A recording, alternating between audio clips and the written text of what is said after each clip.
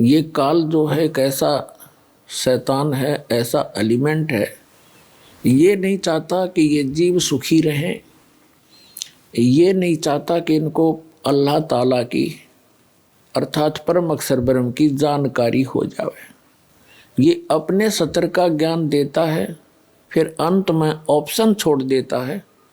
कि उस अल्लाहु अकबर की अर्थात उस परम अक्षर ब्रह्म की जानकारी किसी बाखबर से पूछो,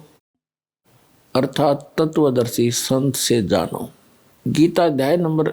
4 के श्लोक नंबर 32 और 34 का ये मिला जुला सारांश है कि पूर्ण परमात्मा स्वयं आकर के अपने मुख कमल से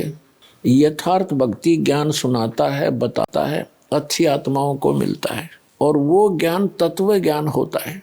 चौथे अध्याय के 34वें श्लोक में कहा है कि अर्जुन, उस तत्व ज्ञान को जो परमेश्वर सच्चिदानंद घन ब्रह्म अपने मुख कमल से आकर बताता है,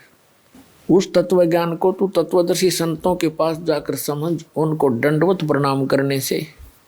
कपट छोड़कर नम्रता पूर्वक प्रसन्न करने से वह तत्वदर्शी संत तुझे तत्व ज्ञान का उपदेश करेंगे। इसी प्रकार यजुर्वेद अध्याय नंबर 40 के श्लोक नंबर 10 में स्पष्ट किया है कि कोई तो परमात्मा को संभवात कहते हैं, संभवात माने जन्म लेने वाला,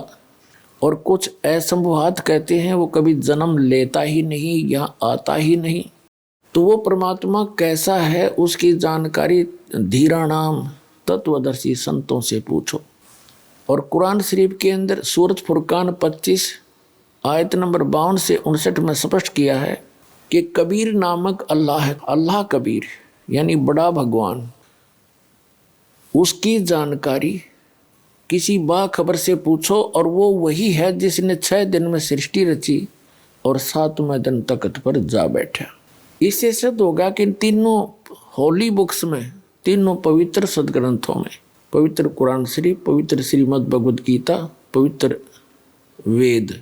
इनमें वो तत्व ज्ञान नहीं है। यदि वो तत्व ज्ञान होता तो ये शब्द इन सदग्रंथों में नहीं होते